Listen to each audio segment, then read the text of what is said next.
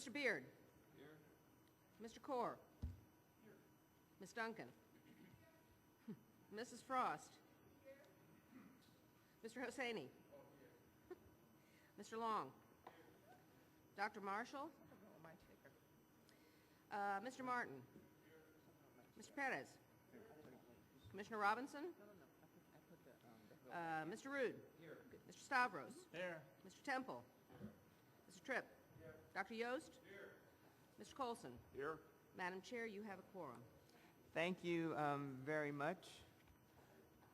I want to again welcome everyone to the meeting of the Board of Governors, the continuation. Thank you very much for kind of working with us on a kind of different schedule on yesterday, and certainly for your willingness to stay until late evening until we tackle some very tough issues. I'm going to start by giving Dr. Saunders an opportunity to again welcome us to FAU, and you know, while you're getting geared up, it's just wonderful to have an opportunity to be in your new facility. It's just beautiful, and again, I'm happy to have the opportunity to actually see some of the buildings that that we talk about in our facilities committee meetings, and see that some of the things that we were concerned about have actually grown into such a fabulous place. Great. So whenever you're ready. Thank you very much, and as I said yesterday, it's really a delight to have you here on our one of our 7 campuses, the Boca Raton campus, and to have you in this facility that a little more than a year ago you approved, and it's been wonderful for school spirit and for getting our community together here. So we really do appreciate that. It's part of the effort of our Board of Trustees to build a traditional campus that we know helps students retain, improves graduation rates, and has them move toward graduation. So we know that facilities like this are not just about athletics, but also about keeping students here and having them bond to the school and become productive citizens. The other great news that we had last year was, of course, your approval of our medical school, of which we had 1,500 applications for our 64 slots, have a highly qualified school. Okay. A highly qualified school of qualifications of the students. And yesterday, again, I mentioned that we signed 2 wonderful agreements, one for residency programs with 5 hospital consortium, both public and for-profit hospitals, and then also an agreement with President Ammons for a pipeline honors program for African American students and students at FAMU to have be mentored by our medical school faculty and have a pipeline admission to our medical school class. Dr. Saunders? Yes. I think Governor Husseini asked if you would restate the number of applicants versus slots. Okay, we had 1,500 applications, 1,500 applications for 64 slots in the medical school. So, and the medical school is half male, half female, and the school that gave us the largest number of our students was the University of Florida, with 23 of our 64 students coming from UF, and they came from every school in the system, which we're also very proud of. This is the 50th anniversary year of Florida Atlantic University, and so it was interesting to see yesterday the birthing process, birth pains around perhaps the 12th university in the system. And we have a short video to show you about the 50th anniversary. We edited this down from a presentation that we had for our 50th anniversary gala, which we held right here in the stadium.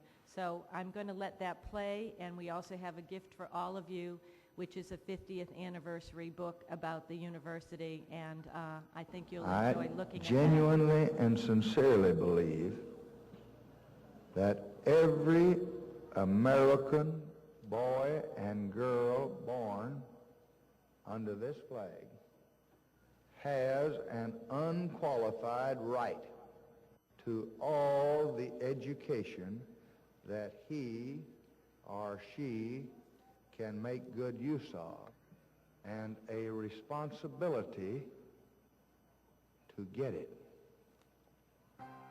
With those words in 1964, Lyndon Baines Johnson Johnson squinted into the South Florida sun and declared Florida Atlantic University officially open. Chartered 3 years earlier with just $100,000, FAU grew to provide all the education to tens of thousands of students over the last half a century. We stand on the shoulders of the past, and this university has had wonderful leadership in the past. They brought this university to where we're celebrating this 50th anniversary, and it's inspirational for the future to know how much they have done. Using an old Army airfield, a new kind of university was created in the city of Boca Raton. I remember from my years teaching and as a student at Florida Atlantic University that we would, on the average of once a week, a small airplane would land in one of our parking lots and be taxiing around trying to find its way out back to the operational side of the airport. The 1960s saw FAU's first graduating classes, the opening of the University Theater, state approval of intercollegiate athletics, and the creation of the country's first ocean engineering degree program. The 1970s brought the opening of the Student Union, FAU's expansion to Broward County, the founding of the golf and tennis teams, and creation of the accounting and nursing programs. In the 1980s, FAU welcomed its first freshmen, opened FAU Arena, expanded doctoral offerings, fielded basketball teams for women and men, and opened the Askew University Tower in downtown Fort Lauderdale. In the 1990s, the student body more than doubled to exceed 20,000, and new campuses opened in Port St. Lucie and Jupiter. Baseball won an NCAA record 34 consecutive games, and a football program was born. The 2000s saw FAU host events that drew widespread attention, including the 2008 Republican presidential debate and a lecture by the Dalai Lama. The Harbor Branch Oceanographic Institute came into the FAU fold, and 2 state-funded centers of excellence were established. FAU is one of the most diverse educational institutions in the state, probably in the nation. The best part about being in FAU is you're in the middle of South Florida. You're in the economic hub of the state. You're where the jobs are. You're where the taxpayers are. Why wouldn't you want to go to a school where you can go and find work right in your community? After 50 years, a new day is dawning for FAU, and it is dawning on our watch. Florida Atlantic University will open the door for the students, and all we have to do is walk through that door. And I think that that's the great thing about FAU is you have the opportunity to build the tradition, to start a new one. This is the place and time for Florida Atlantic University. It's had a wonderful past, and it has a brilliant future ahead for it.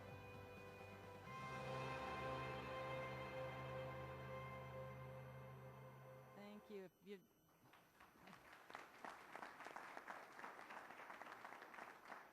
There's a longer version online, so we edited down for this group, knowing that you had a long day yesterday.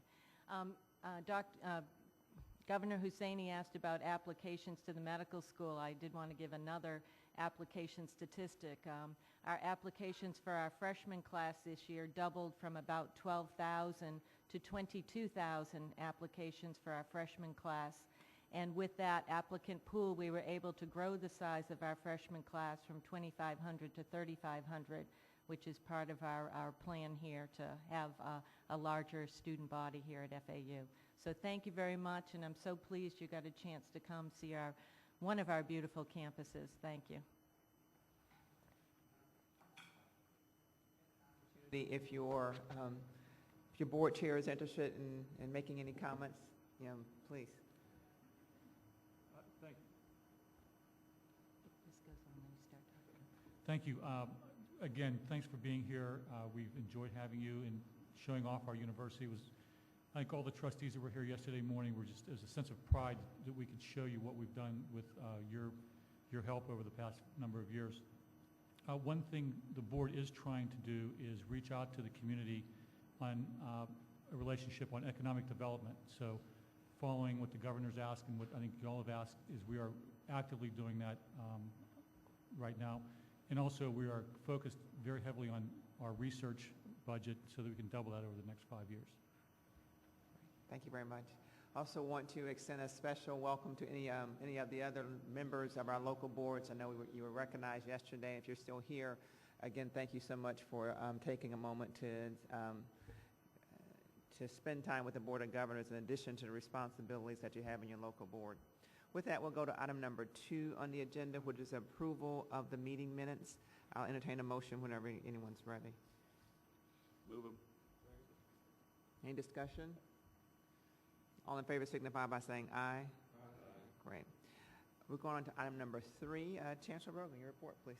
Thank you, Madam Chair and members.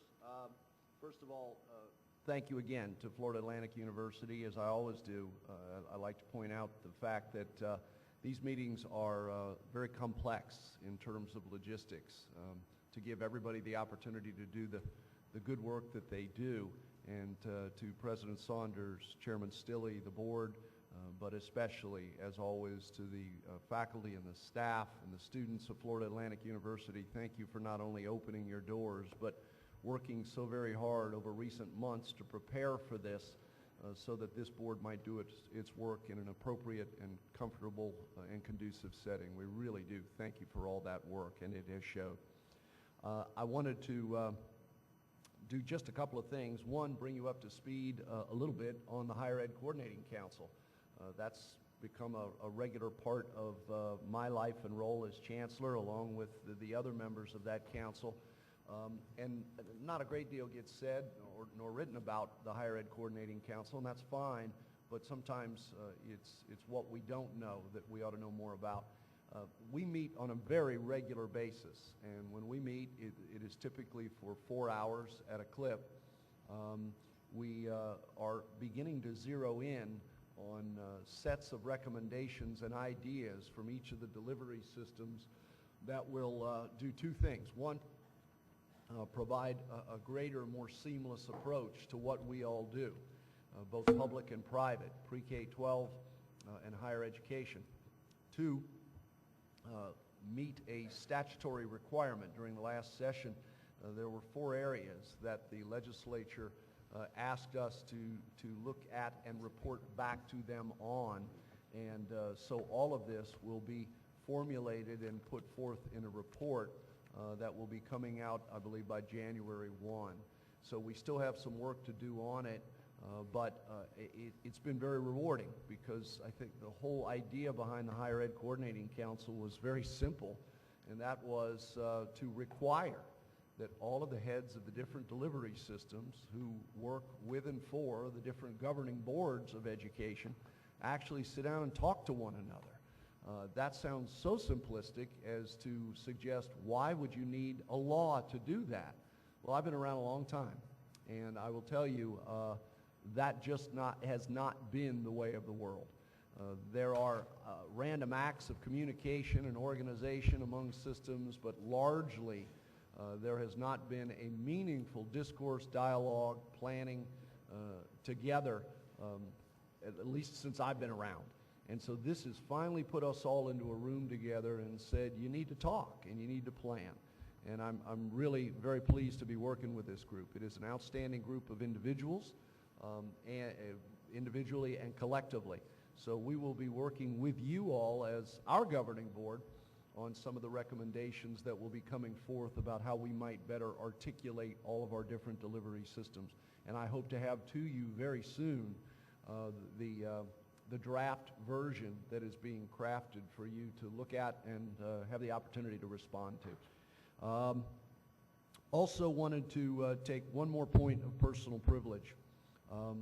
Somebody once said, and I think I agree with it, if you have people work with you every day and nobody is trying to steal them, question your hiring practices.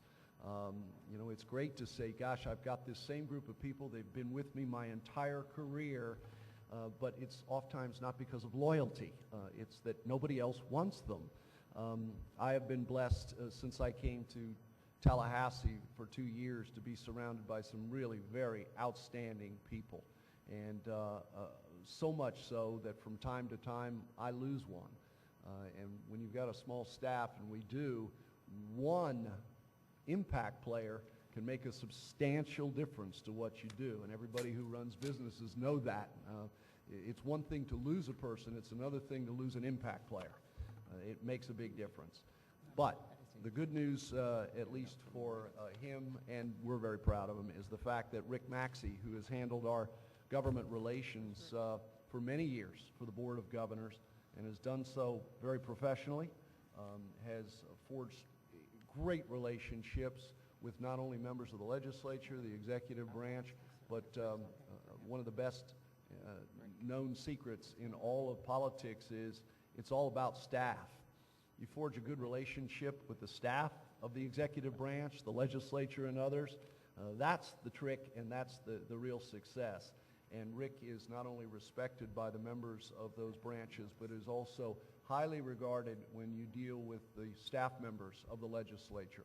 And it all says a great deal about his credibility, his professionalism, and his way with people. He has helped this board and then therefore this state university system do some great things over the years. We know that the relationship with the legislature is so critical to the future of the state university system. And I think just over the last couple of years, people have recognized more than they have in a long time how critical and pivotal that relationship is to harnessing the power of the state university system for the kinds of things we have the potential to do. Rick is going to be moving on. He will be assuming the role of Director of Government Relations at Florida Lambda Rail. Florida Lambda Rail is a very high-tech opportunity, widely utilized in higher education, and I can tell you it has become critical in its own right to the state university system. This is a technological ability, especially for our professors and researchers, to be able to tap research capabilities that no other technological platform provides them access to. It is an interesting public-private partnership, and Rick is not only going to oversee the government relations component of it, but also he is going to be overseeing staff. And as I said to him, that may sound like a promotion, but get back to me in about a year. Let me know how that's working out for you. But we are so proud of him. He's going to do a great job, and he's ready for it. Again, he walks into a relationship with the legislature that is already established, already credibility-based, and the good people at Lambda Rail are very fortunate that he has accepted their offer. So Rick, to you, and on behalf of all of us, I know we say thank you very much.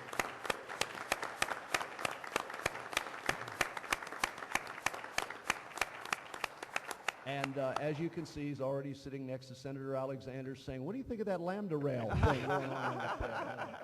All right.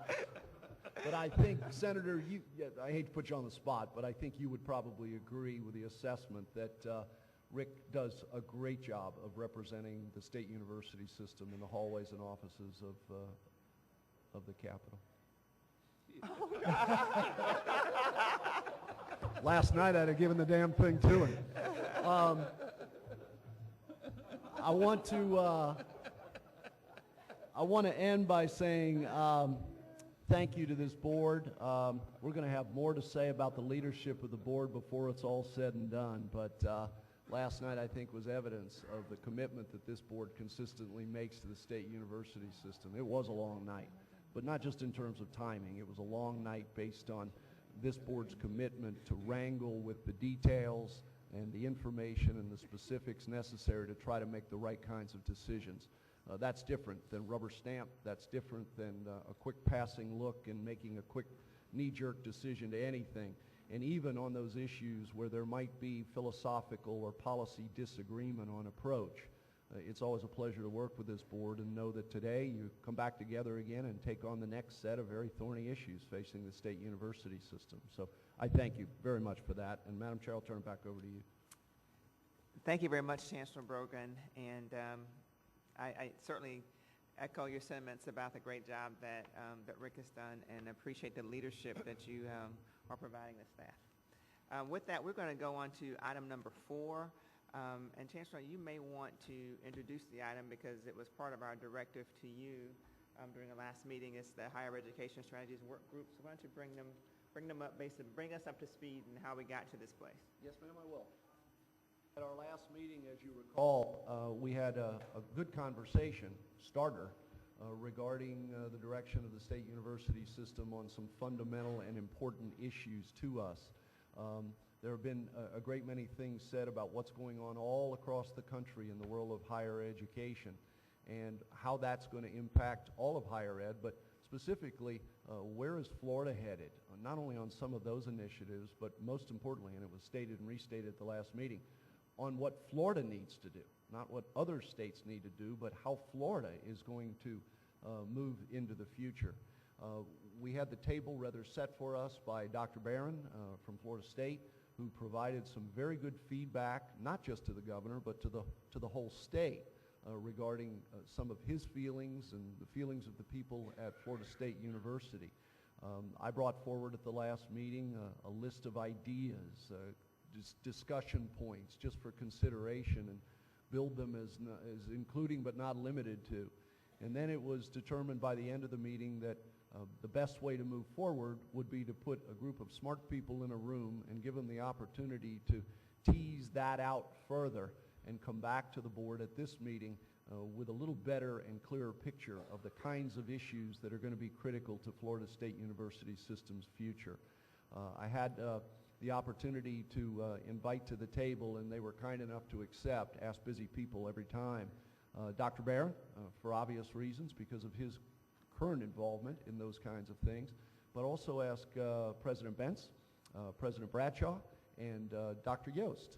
I thought it was important that we did have faculty at the table, and he is the representative of faculty throughout the state, and he kindly accepted and also provided us, if you will, a liaison with the Board of Governors in this exercise.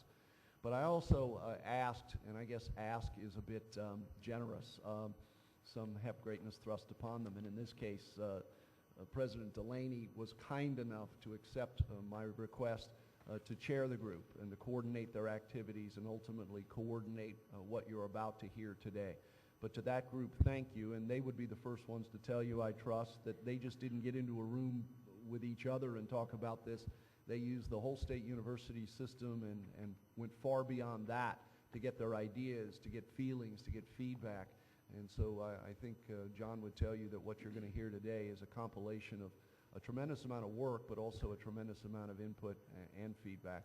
So with that, Madam Chair, before I turn it over to John, because his presence just reminded me, I didn't mention, and it's a logical question, if Rick is leaving in the next week or so, what do we do? There's good news on that front. When y'all needed a chancellor real quick at one point, you went to John Delaney and asked him if he would wear two hats, and he did, and did enormously well in that regard. So I figured if it worked once, it might work again. So we went to John and asked him if we could borrow Janet Owen, who has been around this process a long time and is also a great professional, has tremendous credibility in the halls of the legislature and with our individual universities. And he has been kind enough, and she has been good enough to agree that she will work with us throughout the course of the legislative process to give us an opportunity to take a breath and figure out where we go from here. So, John, we thank you. And Janet, I don't know where you went. There you are. Mm-hmm. Thank you for agreeing to do it. We really appreciate it very, very much. So, Madam Chair, I'll turn it over to President Delaney.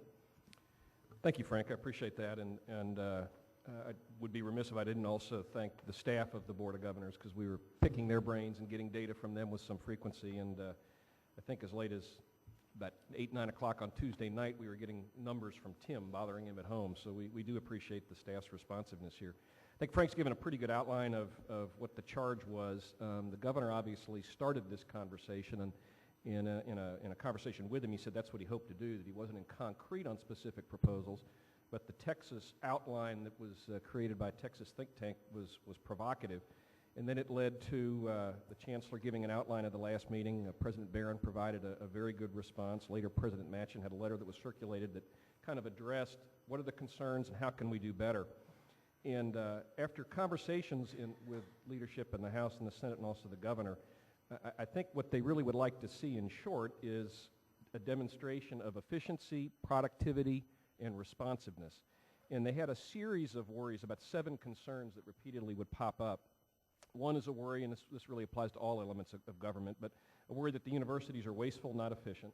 A sense that the universities offer occasionally obsolete or arcane majors and classes that are irrelevant to employment needs. A concern about duplication of programs.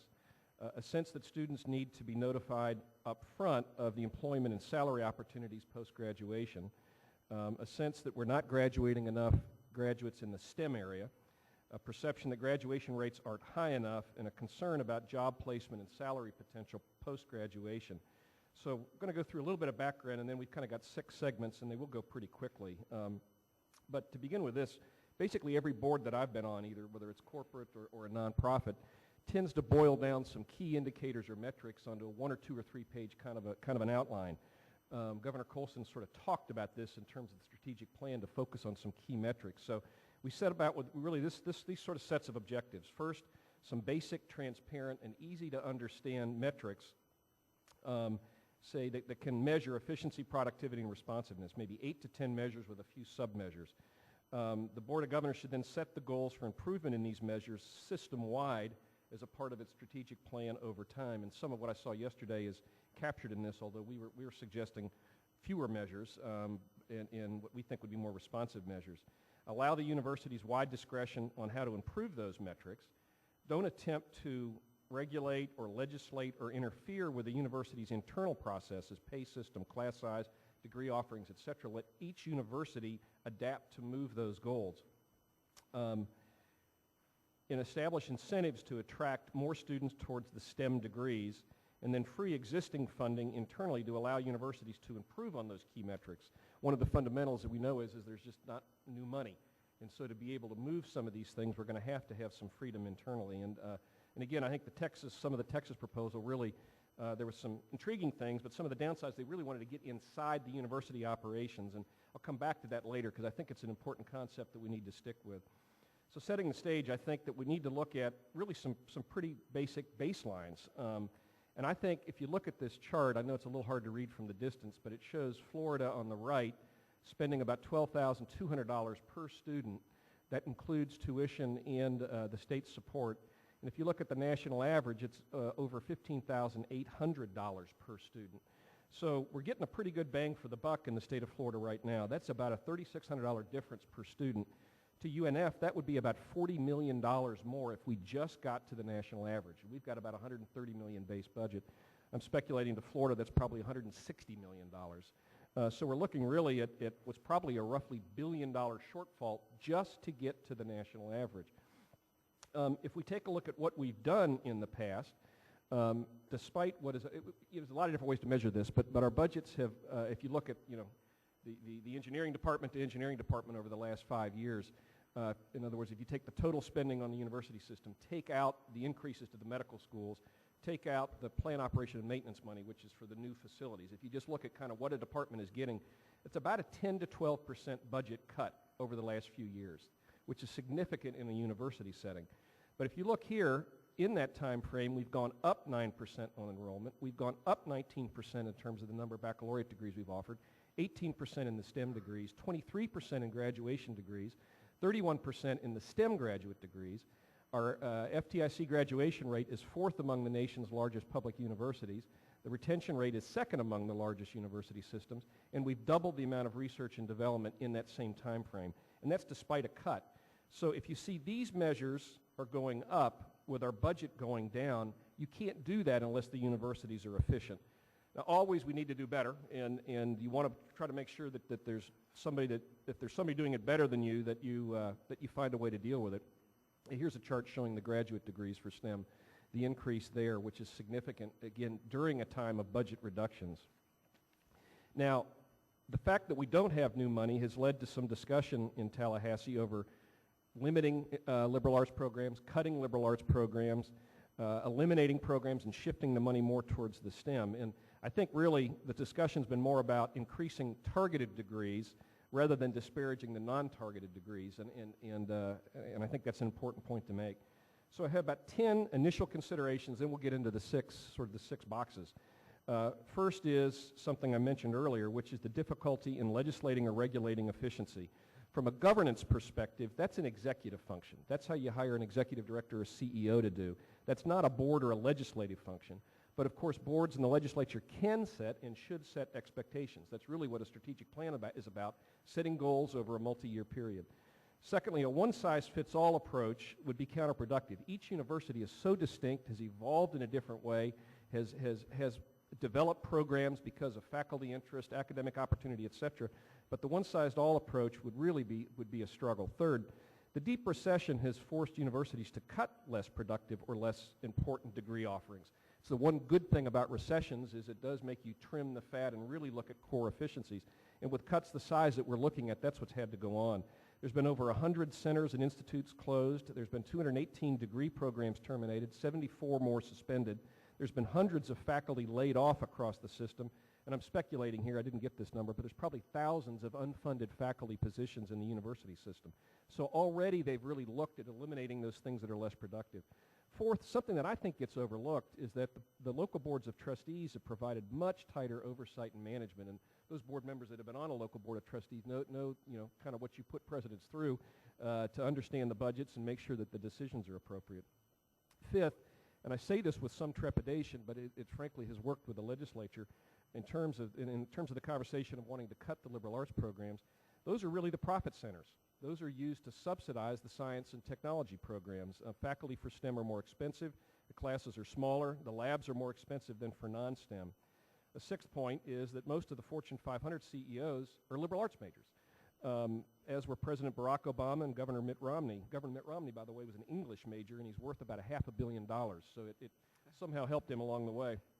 And there you go. There you go. John Rood was a photography major. I guess a co-major, I think, if I got it right. And then just the final point, I just want to be briefly in kind of defense of the liberal arts, that critical thinking skills are developed in the liberal arts. And what I've often said when we talked about the new Florida plan is that Florida needs to be Athens and not Sparta. And the governor actually made that case in his letter with the data request.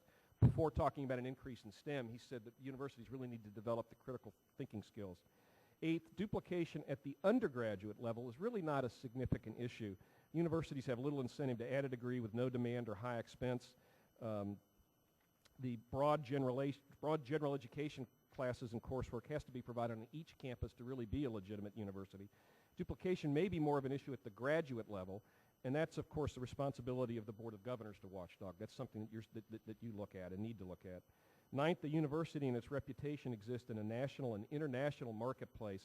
And the reason we mention this point here is that the governing principles, the history, the tradition of the universities can be destroyed very, very easily and can really lead to creating a university system that can't hire faculty. We could really make the state an academic pariah if you do some fundamental changes that are not constructive. As to student degree selection, students tend to gravitate to majors that interest them or where they perceive employment to be. And perhaps the best examples of this was prior to Y2K, there was a flood of students going to the computing programs. Cyclically, we end up with a shortage of teachers and nurses, and students flock to those programs when there's those shortages. And students really, they operate in a marketplace in terms of selecting their majors. Next, into the specific metrics, this is the first of the 6 sections, and they'll go pretty quickly. We wanted to try to come up with metrics that really could express that efficiency, productivity, and responsiveness are being measured. And the goal was to create some simple measures that would do that. And again, the board then, as part of a strategic plan, could allocate to the university's responsibilities to move those goals. Not every university is going to be moving in these areas, but it's the system that we're looking at. So the first one, which is well accepted, is graduation rate. What has been some formulas developed for what's known as the EGR, expected graduation rate. Most students work at least part-time. The graduation rate really needs to be adjusted to the expected graduation rate. And there's some formulas now that take into account some of the socioeconomic background, et cetera, that a university can be doing a great job with students from a particular background, but they may not be reflected in an immediate graduation rate. It's just higher than expected. The second broad measure would be degree production, simple count in the increase in the number of graduates. Again, we need a baseline and then project out over the next 5 to 10 years. And as a subset, measure STEM degree production, the increase in the number of STEM graduations. Third measure is retention rates, freshman to sophomore and sophomore to junior. And this is a great measure of student satisfaction, which was kind of an element of some of the Texas discussions. Fourth is professional licensure passage rates. Fifth is a measure of really our economic development impact in pretty simple sub-measures, the number of patents, licenses, royalty income, and the businesses that are spun off of university-created enterprises, and then could be the number of jobs that are created with each of those startup businesses. Sixth is the amount of external research grants and contracts. Seventh is one that was part of the new Florida proposal and still needs some definition, but again, I think there's some policy calls for the board and the staff to work on. But medical breakthroughs, I think that we kind of know them when we see them, but we need to get a definition. The eighth then is, again, something I think we should track, which is job placement outcomes. That we need to kind of provide that template, that, say, 2 or 3 page outline of these basic metrics that the board can look each year to see if we're moving the needle.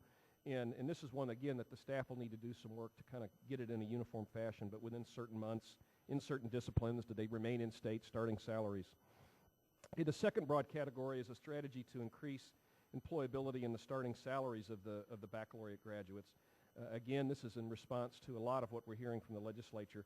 We need to provide some relevant information to students as to their prospects upon graduation for job and salary. We need then to track that in terms of how they do once they're employed. And then we each need to have, and this is really, the governor brings this up in his recent letter, how do we know what employers want from us? It's something that we should be tracking and responding to it.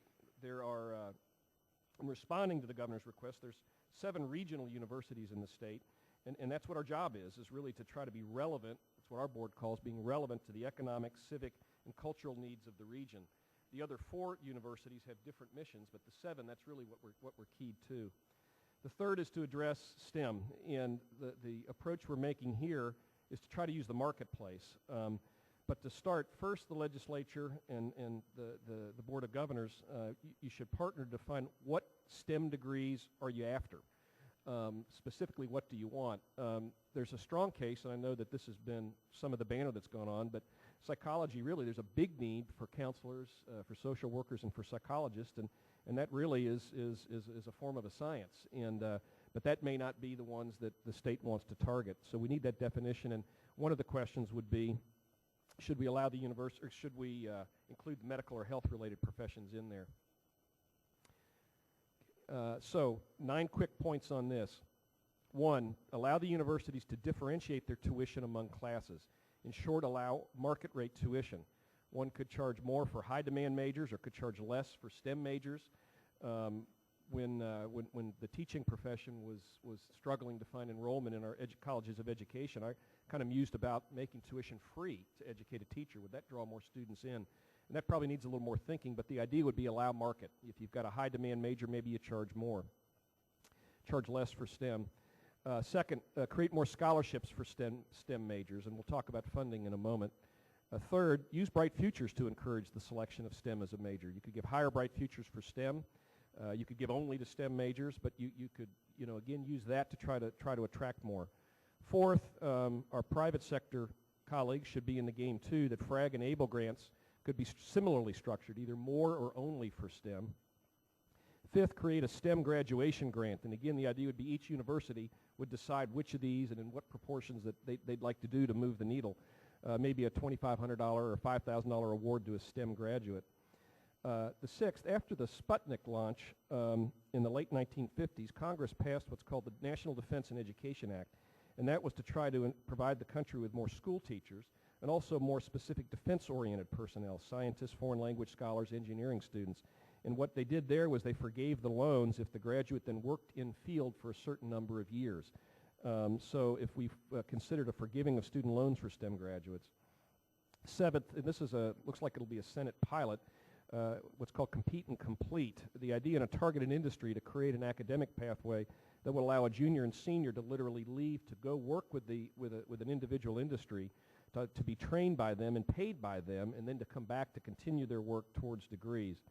Eighth, to strengthen mentoring and advising programs in the high-need degree programs. And then ninth, to alter the approaches and strategies to attract out-of-state graduate students. A couple ways to deal with this. One could be to allow us to classify out-of-state students as in-state in the STEM areas, or also to allow those that have left the military with an honorary discharge to be classified as a Florida resident if they're going to go into STEM. Again, an array of tools to try to go through there. And we'll put a note that there's a lot of consequences if you raise tuition or decrease Bright Futures funding for non-targeted degrees. It's presented as an option. There's policy calls for the board to make on each of these and some staff work on some data. The last three sections will go pretty quickly. Fourth is potential funding sources, recognizing that we're short on funding. The idea here is that we're highly regulated in terms of our spending, and the goal is to liberate our internal finances to allow us to shift towards some of these other options that we've presented. One would be to eliminate the requirement that 30% of differential tuition has to go to need-based aid to fund need-based aid. The major universities have sufficient need-based aid, and I think President Barron presented on that about a year ago. And so the idea would be to free up that money that's now restricted. Second would be to permit universities to allow tuition to float to market rates up or down. In other words, allow the the tuition differentiation to be revenue positive. Third would be, with Bright Futures, make those changes that are revenue positive, allowing universities to create more STEM scholarships. Fourth would be to eliminate the current restrictions on university funding streams and allow each university to spend the money with an objective of reaching the outcomes that we've talked about earlier. And then fifth, eliminate some of the legislative restrictions such as spending authority caps on the student fee trust fund.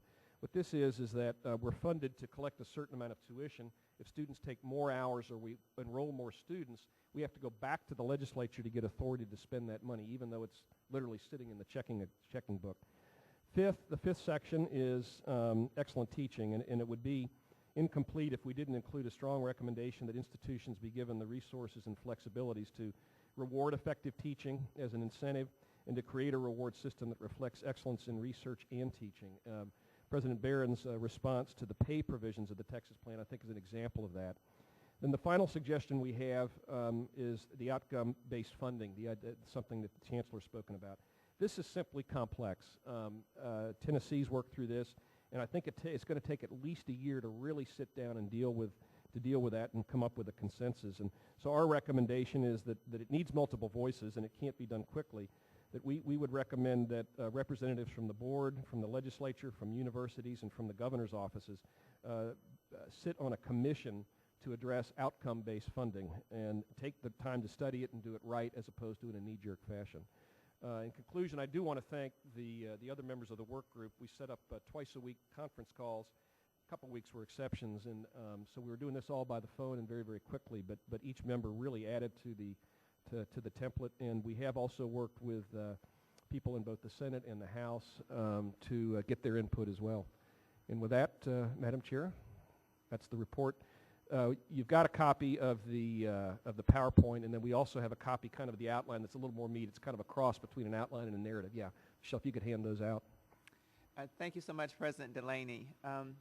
So my thoughts were that it was important as a Board of Governors for us to have a conversation about issues that are certainly being discussed across the country in higher education, and that we might also come up with some type of Florida plan, for lack of a better word, if we think that that's a good idea. But I thought that it was necessary for us to at least frame the issues and then decide how we'd like to proceed going forward. So ideally, if you guys have any thoughts or questions about, substantively about what's been presented by the work group, and then additionally, just kind of how you would like for us to proceed moving forward. That's kind of how I'd like for us to spend some time together this morning, kind of strategically thinking about what we think is best for the system as far as dealing with the issues that are certainly being discussed nationally. So I open it up for discussion from the board as well as from the president. Do you have any thoughts about what's been included? Sure, Governor Hosseini. You said that we are about $2,500 short average per student. 3,600, so to be average national. Now, how much of that comes from, because we are the fourth lowest tuition, how much is that because we don't charge enough tuition per se to feed to the average, and how much of it we don't get enough from the legislators? Do you know that? Let's see if we can go back to that chart. And it's hard to read, but on that chart it shows which percentage of each state's total spending comes from tuition and which from the state. From the state. And so it's just a question of which one do you want to be the one? what's the extent of the subsidy do we want to do per student? And every state's different. It's in some cases dramatically different. I think it's the one before that, I think it is. Yeah, it's the bar graph one there. Okay. Again, they're kind of hard to read, but the blue lines are tuition, so you can see the various differences on which states rely on tuition, and then the green lines are state support. Looks to me like... Well, Florida is all one color. Oh, is it? You don't have a color copy? Okay, you've got to look on the screen then, I'm sorry. Yeah, it looks all blue on ours.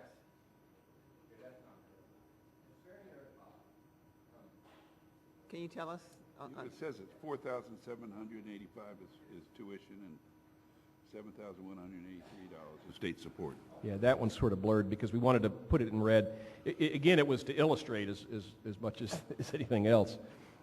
But if you just see the different lengths of the green lines and the different lengths of the blue lines, you can see what each state has decided is how much the student should pay versus how much the state's going to subsidize. But to me, the total is the issue.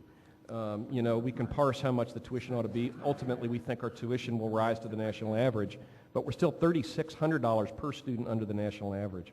But if you look at the national average, you see the student and the state are very close. I mean, about within $1,000. So, but with us, it's upside. You know, I mean, by tune of short of like $3,000. Because the green state support, right? Yeah. I asked Tim Jones this question the other day. Just give me a kind of a general answer as to where we are. I think it wasn't too long ago, Florida was 75-25, 75% from the state, 25% from the students. And because of the recession and because of increases in tuition, Tim's answer, and he's out there somewhere, we could certainly refine it, we're getting close to 50-50 in Florida. We're not there yet, but we're getting close to 50-50. No, we're talking about 4,000 to 7,000. So that's way off the 50-50. Yeah. Yeah, this is a couple years ago, so you've got 30% plus probably 32 if you do the compounding increase on the tuition since then. Madam Chair. I just one question. Governor Yost, do you want to respond to? 2009. We hadn't put a big blue bar on top of the line so you could see the numbers more easily. The numbers are still there. The state appropriation level is approximately average, slightly below the national average, but our tuition is still 48th at this point out of 50 states. So our tuition is still very low, but the appropriation money is, a little bit less than average for the nation. So it's really, and that's been a change, of course. The appropriation money has gone down while tuition has gone up. Not as quick. Governor Colson. I believe in the green bar includes the Bright Future money, so that the state appropriation dollars are is.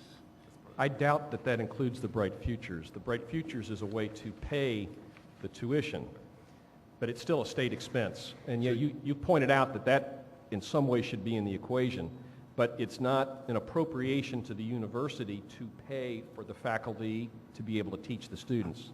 I'd like you to check on that. I think these numbers are not as good as they appear, because I think the Bright Futures money is a state appropriation and is getting credited and is part of that. But I'm not certain. And if you do, then you have state appropriation money that is maybe not being spent as you would choose to spend it if you had the total pot to look at it. You're right. And my only other comment was that when you get down to the 30% differential, the 30% need base, obviously an institution that's taking care of all the need-based aid shouldn't have to set that aside. I don't have that concept doesn't bother me, but I do think that in making that determination, we need to look at room and board, and we also need to look at more than just Pell Grant eligibility. So when you gave your presentation a year ago, and we had the two kids, whose parents were teachers, and they're making $80,000 a year, and they're both going to UNF, that family was having to pay $9,000 per student. after-tax dollars, $18,000 a year, and they make 80, and it doesn't work. So as we make this decision, I think we have to keep access has to be an important part of this. Yeah. And it just can't be Pell eligible. Yeah, no question. I think the point, and kind of one of the themes, is who should make that call. And our suggestion is let each university make that call. One could make an argument that the Board of Governors wants to make a policy call on the $80,000 couple that's got a couple kids in college, but I think the hope is free this up. A UNF may take that money and put it right back into need-based aid. A Florida State and Florida that have demonstrated they've got sufficient funding for need-based aid, they may want to put that into more faculty, more research activity, et Well, cetera. the legislature's made the call so far. And so if they're going to free it up, I mean, maybe they can give us some guidance on how they want to free it up, but it's... Yeah. Well, that was a discussion, as you and I remember, because Yeah. you were who were coming up with the proposal, and that was an issue that the legislature and you in particular wanted to address. Okay. It's just a potential source. If we're going to be asked to I do agree. more, Yeah. I if we understand. could if those 5 bullets could get adopted, then we would have more of the tools to be able to do that. Right. Any other questions? Governor Tripp. I'm troubled that this issue continually comes up because I don't believe in my heart at this point that we would take care of the people that are going to need this. I just don't believe it. My experience is that those that have the ability to speak loud and move mountains will get the money. And I think there has to be a group, and I think it's the university system that has to make sure across the board that we are making need-based aid available to qualified students so that we don't leave a group behind, because they can fall behind very quickly. I believe Bernie when he says, I will go out and raise the money and I will put it there, but he shows us that metric and we can see that, and then I'm okay with it. But just to say, trust me, I'm not comfortable with that, and I don't think that that's what we ought to be doing. I think it's a political science question of who should make that decision. Secondly, I think it's one that should be driven by data. In other words, let's show you who's getting covered. What always gets lost, what's always tough, is those that are too rich to be poor, that are just above the threshold. And we want to drive that up as high as we can on the income scale to take care of the middle class and lower middle class. But, and again, Norm, we were asked kind of a broad charge, short period of time. We knew we needed to look at some money. It's an option. It's just an option we're presenting, for the Board of Governors and the legislature to consider to try to free up resources to address those metrics that we know the board wants to see improved. Governor Martin. Madam Chair, just a comment. President Delaney talked about the Sputnik program, and one of the organizations that I serve on is called the American Public Transportation Business Member Board of Governors, and we have a higher education committee, and on that committee we have a subcommittee. It's called the Sputnik Subcommittee, and as most of you are aware, transportation is very, very critical in this country. And on the onslaught of the money coming in for high-speed rail and rail programs, the industry was very, very concerned that we did not have enough engineers to really support the development of the rail programs. So our subcommittee was actually doing a survey of the European schools to determine exactly what the criteria and what the types of engineering programs they have. They will be reporting out next month in a meeting that we'll be having. And at some point, I want to try to link that group with us, our system, because information coming out, we need to form relationships with the university systems around the country so that the information that we get is going directly into the pipeline to say, these are the areas that we need to develop, because we're saying, from our standpoint, that we do not have enough engineers and planners to support the infrastructure programs that we need to have, and the Sputnik kind of, that was our name of our subcommittee. Yeah. So it's good that you kind of identified that as benchmark back in the 50s Right. that developed some programs. Yeah, it was the 50s and early 60s, and it was a huge success.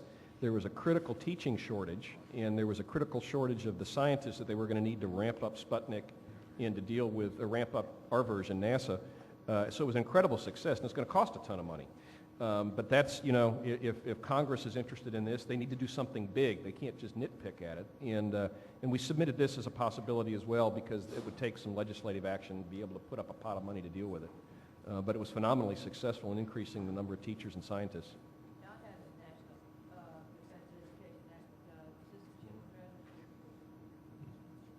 Governor Duncan? Thank you, as always, for your presentation. I love how you framed the discussion. I think one concept, and maybe I kind of missed it in there, though, that I think is really important is how do we build some agility into our system? Agility, because I think that's, to this point, kind of the needs are changing. The world is changing so fast. Everything is on such a faster cycle, and we tend to be so slow and methodical for a lot of right reasons, but I think that would be something I would be intrigued to hear kind of the groups, or as we evolve, though, how, with technology and our technology degrees, they're old before they're 3 years out of school. Yeah, and how do we better prepare and build into what we're doing the competencies to be able to adjust and be a little more nimble? Yeah. One of the, I think it's a great question because, in another life, when you would want to get training in a particular area, universities are far slower than the community colleges, which are very, very nimble, but those are more blue-collar oriented kind of degrees. What I think got lost in some of the Texas presentation is there was a devaluing of research, a lack of recognition of research, and I picked up a good bit of that in Tallahassee as well, and so in one conversation with a group of senators, and Senator Thrasher said, wait a minute, he says, our universities, that's the research and development arm of the state. And so I think each profession is always, that's what they're really about, is trying to make sure that they're always cutting edge. And so there is an embracing of this new technology, these new methods. You're seeing that with the move into distance learning that the private sector did far more quickly than the universities. But I think it's probably a question that should be asked frequently because I don't think there's a great answer to it. And I guess my only other question is, we've got a lot of measures that are kind of lagging measures. I'm curious, could we develop any kind of leading indicator that makes sure we're on it before we figured out we missed it? Yeah. Governor Tripp? I don't know if this is a possibility, but what would interest me is that instead of just having this study and presented by a group that I think gave us a good road plan, could we consider now taking this and asking and putting together a group of trustees from the system, have them go through somewhat the same process, using this as a roadmap so they don't have to recreate the whole process, because I think we're in agreement that this speaks to a lot of the issues, and get their feedback from where they are, because they don't always agree with the presidents. I mean, we've all sat on boards, and we know that, well, the presidents will feel, the executive will feel one way, some of the boards have some other ideas, but to get that. Then I would hope after we did that, we would then put together a group from this board that would take that and look at it and have the whole system kind of coming together about, are we in agreement on what these points are? That's the only way I know that we could go to the legislature and others and say, we as a system have come to an agreement that this could work, and we're behind it. Yep. there's, I think, a couple different moving pieces, and I think Governor Tripp's stating the right step. First, I think I would say, do you like those metrics, the 8 metrics with the sub-measures? And you may not like them, you may want some others. My caution would be to not get too much in the weeds with some of those, but to focus on some basics. It's something that Governor Colson's talked about. Then have the staff map out that template and then show the trend lines. Go back, I think, to address Governor Duncan's thing, somehow we're looking at the future. Let's look at the trend line. Are we moving in the right direction as a system on these 8 measures? And then I think there's some legislative decisions to make, some legislative policy calls. Do you want to tweak Bright Futures? Do you want to seek flexibility in tuition? Do you want to try to pursue a Sputnik loan forgiveness plan? Make some decisions on that, and that probably should be done in consultation with legislative leadership. And then, do you want to deal with those funding issues? And, you know, the differential thing, the legislative leadership has been pretty responsive to that so far. Maybe not the full 30%, but maybe 15% in the next year. But those 5 funding sources, how much of those do you want to embrace from a legislative and policy standpoint to try to get implemented? President Rosenberg, do you want to say something? The only thing I would say is that first of all, I want to applaud my colleagues for putting this together. It's comprehensive. My ask would be that we align incentives, and so that although we haven't traditionally dealt directly with Bright Futures, if we're allocating that precious funding to all of our students who are eligible without weighting it as it relates to where you would like us to go, it does make it harder for us to get there. And so I think we need to do a systematic assessment of what all of the incentives are, and I think this is a really good start, and then try to align as much as possible where we are to go. And with regard to Mr. Tripp's point, which is a good point, I think it would be healthy to have that conversation with, with board members, because I think some of this that's going on in the public is catching them a little bit, well, what's this conversation about? And because they're very focused on helping us to do the plans and to monitor the operations, and then these issues come up, and truthfully, it's a little bit destabilizing in terms of whether or not we really are on the right course. So I think that could be very helpful. Governor Core? President Delegate, just a couple of questions, and at the risk of getting in the weeds, so just give you the high points, because we could get there quickly. But I'm just wondering, is there how do we measure success today?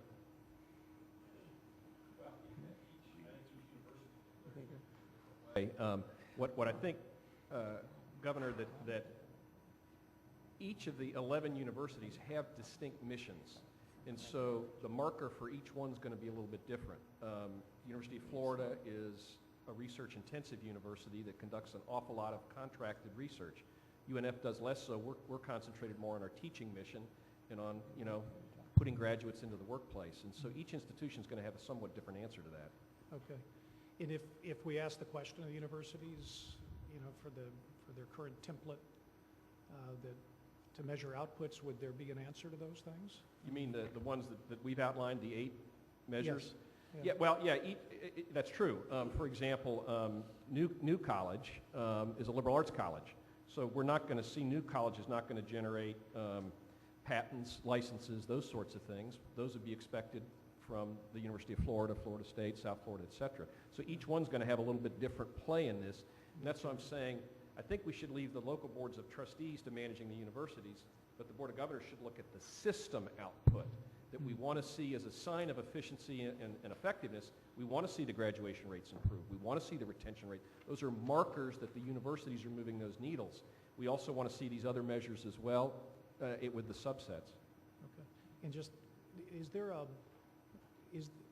there an index in this business? I mean, what do you compare against? I always hear comparisons against other states. I always think that's sort of limited in this sort of global environment. But how do you, if we went through this process and you had crisp metrics, if the rules were clear, if we provided those guidelines, then what do you measure it against outside of the state of Florida? Or is it just an internal measure? Well, in fact, Judy and I were talking. We each have selected peer institutions out of the state, and then we've selected all the other 10 in the state, and then we've benchmarked a whole series of numbers, and then as part of our strategic plan, we're setting goals of where we want to move those things. And we've got a lot of these measures. You know, we're doing 50 or 100 of them. Yeah. But again, each university is going to have a different way that it's going to assess how it's moving the needle. For some, it's the amount of research that the university lands. For some, it's the ranking on U.S. News. You know, each one has sort of a different way to progress. Okay, thank you. President Benz. Yeah, one of the things I wanted to mention is that this performance-based funding, outcome-based funding is a trend across many states in this country. Tennessee, Pennsylvania, Louisiana, Washington, Indiana, Ohio, Colorado, Oregon, and Virginia all have plans now in place and are working on performance-based or outcome-based funding. There's been a lot of work that's been done, and one of the things that, for example, in Tennessee, the model is that they have 5 performance measures that all of the universities need to meet: graduation rate, time to degree, things like that. But then there's kind of a drop-down menu for each individual university in the system, of which there are choices. It's not unlimited choices. There are 10 choices, and you kind of pick which ones best fit you. Ours would be, for example, employment. Are our graduates getting jobs? How are they keeping those jobs? Are they moving up the ladder? That might, how many are going to graduate school is another measure. But the point is that this wheel is being invented, and we don't have to reinvent this wheel. There are some good models out there. I spoke to a president of a University of Central Missouri last week and asked him, President Ambrose, and I asked him about Complete College America, which is a coalition funded by the Lumina, the Gates, the Ford Foundation. It's free, and states are joining something called the Alliance of States. And there, this group is pulling together members of the Board of Governors, or if there is a system member, the legislature leadership, higher education presidents, and pulling them together and coming out with a plan for that state. And it is really working. President Ambrose said that it is the best and most productive 3 days he spent in his 12 years as president. I think this commission that is formed, or whatever happens, needs to bring into account and to deal with and understand what other states have been doing. This is not just Florida. It is across the country, and there are good plans and options for us. We're not alone. Madam Chair. Chancellor Rogan. This is exactly what we were hoping for. This today, as you can obviously see, and I think I speak on behalf of the work group, was not meant to ask the board to totally embrace any or all of these issues. This is a conversation starter. And I think ideas like Governor Tripp's, which is where do we go from here now that we have started the conversation, and Judy is correct, this is going on all over the country, and it's very good news. Where do we go from here? And I think one strategy, as Governor Tripp mentioned, and it's a good one, is to now take this document and what stands behind it, and the work that's gone into it, distribute it among various constituencies, and then ultimately see if we can bring it back together somewhere at a point in the future and build a consensus around what of these issues we want to embrace and how we want to move forward to get them accepted and implement. So this is exactly what we had in mind today. So we're not asking the board, of course, to take any action on this other than to determine if, in fact, that direction is acceptable to you.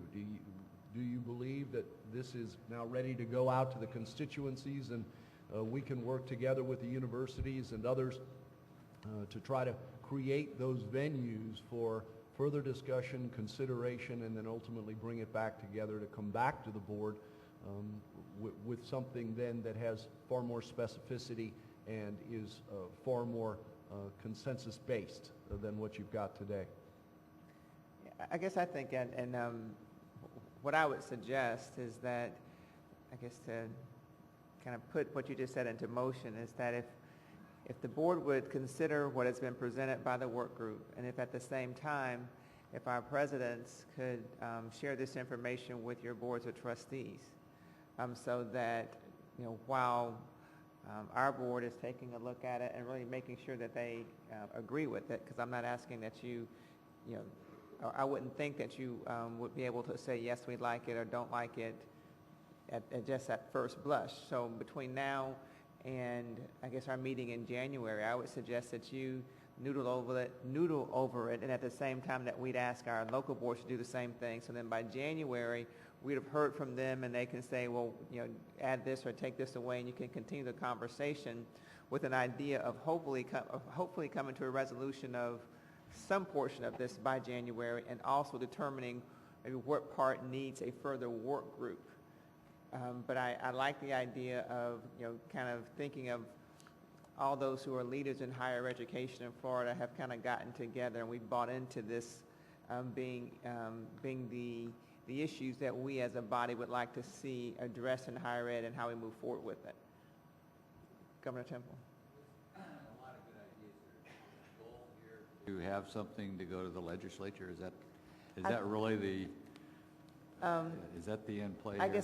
I would think the goal is to ensure that those who are entrusted with the responsibility to develop policy for higher education are also leading the discussion on the direction we should go in. So, and it just seems right now that that other parts of our state have kind of taken that lead. So this is a way to try to find a way that we as a collective body are taking the lead on how we think reform should be addressed in the state. So I guess it isn't like that much of certainly we can take longer than January if we need to, but I think it would be helpful if we, if going into the session we kind of had some of this resolved. Yeah, I do.